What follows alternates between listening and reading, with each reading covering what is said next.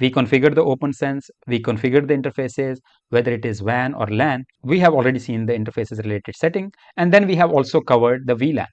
Now the point has come where you need to configure the DHCP, which is Dynamic Host Control Protocol, which will help you to assign the IP addresses to the devices on the network.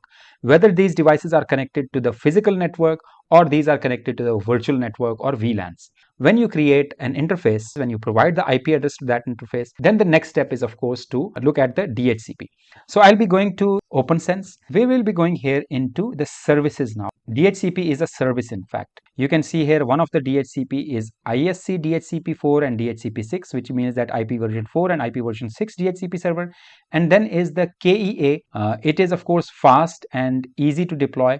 By default, the KEA service is disabled here. So we will be going to ISC DHCP, and you can see here we can configure the ISC DHCP for any of the interface. DHCP version 6 is also there, so we have not enabled this, that's why it is not releasing any IPv6 addresses. But we'll be going to ISC DHCP4. On LAN it is already enabled. Using the command line user interface, we configured this as a LAN, so it automatically created the DHCP. You can see here that DHCP server is right now enabled. Then of course on WAN interface we don't need to create the DHCP server, and of course it is not supposed to give the IP addresses on the WAN network. So we are going to get the IP addresses, or the clients are going to be connected to the LAN network and they are going to get the IP addresses. So when we configure LAN, of course you can see here that enable DHCP server on this interface is enabled.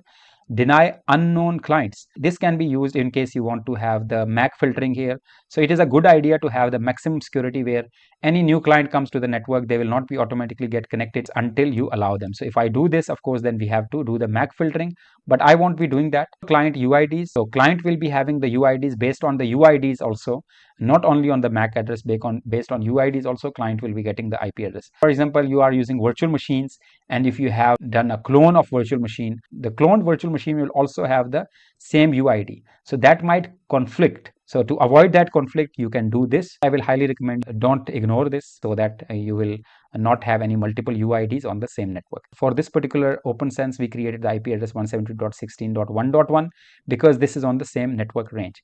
And here you can see available range. Available range is from 172.16.1.1 to 1.254, but we have created the range 172.16.1.50 to 172.16.1.150. From 1 to 49 I have kept for some of the devices for static mapping. I can of course change it from 100.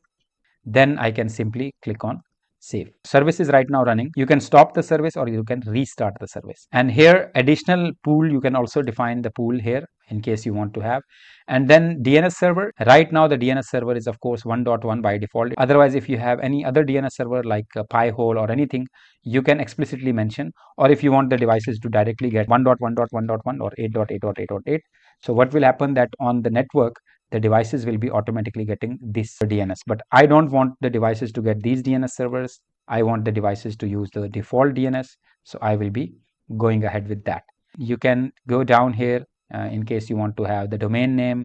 For example, simplex.local or all of that, you can define it here. Then is the dynamic DNS and so on. So we will not be going with that. If you want to define the PXE boot or TFTP server, so we will be configuring that as well. So I will explain you that when we'll be configuring the PXE boot. Here down you can see here DHCP static mapping. I created this DHCP static mapping for some of the devices. You can see here that these devices will be automatically getting the IP address.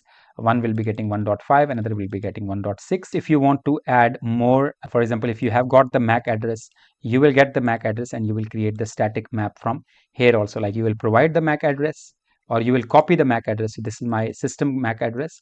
So then I can provide the IP address to it, for example, 172.16.1.12. So my IP address will be provided here. So it will be, for example, Amjad-Zenbook, and I will say Amjad Zenbook. If you want to give a separate DNS server for this, so DHCP client will be getting a separate DNS server, separate gateway, or separate domain name, or so on. So depending upon if you want to route some of the devices to a different DNS server, so you can do that. But I will be going with the default setting here, apply the changes. And when I will reset my network configuration, for example, if I show you that right now here, if I go to the network settings, You can see here right now it is getting 1.50. Let me now restart the network. I will just disconnect the Wi-Fi and I will reconnect the Wi-Fi. Now it is connected. You can see here that it got the new IP address, which is 170.16.1.12, because I defined the static map here, and because of that the new IP is assigned. So this way you can add the static map from here, but you will be also able to assign this from the leases. So I will simply click on, you can see here leases that here. This particular device status is offline. Let me first of all try to connect my iPhone as well. You can see here that my iPhone is connected and it is having this particular IP address and it is static. These are some of the devices which have got the IP addresses. Once you have the leases, after that you can see the log files in case any user is not able to get the IP address. So you can see here errors and so on. You have created the DHCP for the physical network, but what about the virtual network?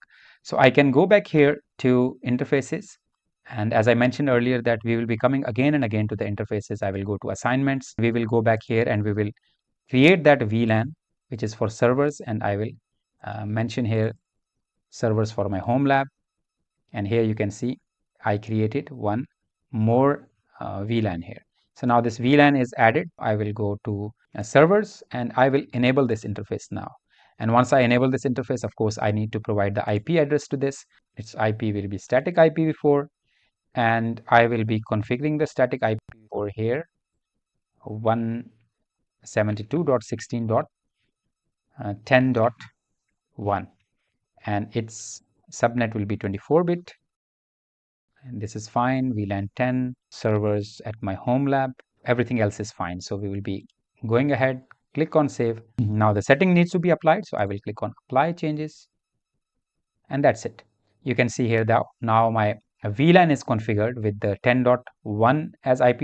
As you see that my LAN is already on 1.1, and VLAN servers is 10.1.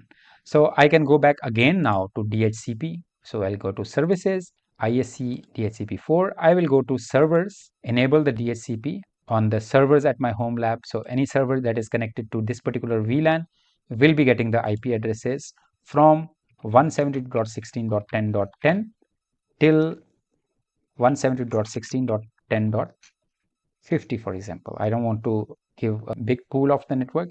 I will be giving the DNS as 1.1.1.1 because I don't want the servers to send the DNS traffic to my local DNS. So save the changes. So whenever this VLAN is assigned or whenever it is connected to this particular any server, they will get the IP addresses automatically. If I go back to any server where I want to assign the VLAN, this is Arch test server. So I will be assigning it VLAN, which is VMBR0, for example, and I will say its VLAN is 20. So here again check the VLAN ID here, interfaces, and here in devices, in VLAN, you can see here that this VLAN that we created, it has a VLAN tag 10. I will change it to VLAN 10. It will start getting the IP address. So my one of the servers is connected on VLAN. You can just refresh it and you can see the status of this. Any user which is connected, so you will be able to see this green. If the user is disconnected, you will see it red. So you can of course delete the leases, and then you can, in case you want to assign this as a static, so you can simply add it as a plus, and the moment you plus it, then you can assign the IP addresses. For example, I will do it 172.16.1. For example 42. If it is already done, so you will change it. Otherwise we will just save it here, and now you can see that the mapping has been added. You can see another mapping which we have added here. Continue with this course, you will learn more and more about it. So we'll be coming back to these sections, to the DHCP, to the interfaces again and again, to make sure that our concepts are clear. So let us continue to the next video now.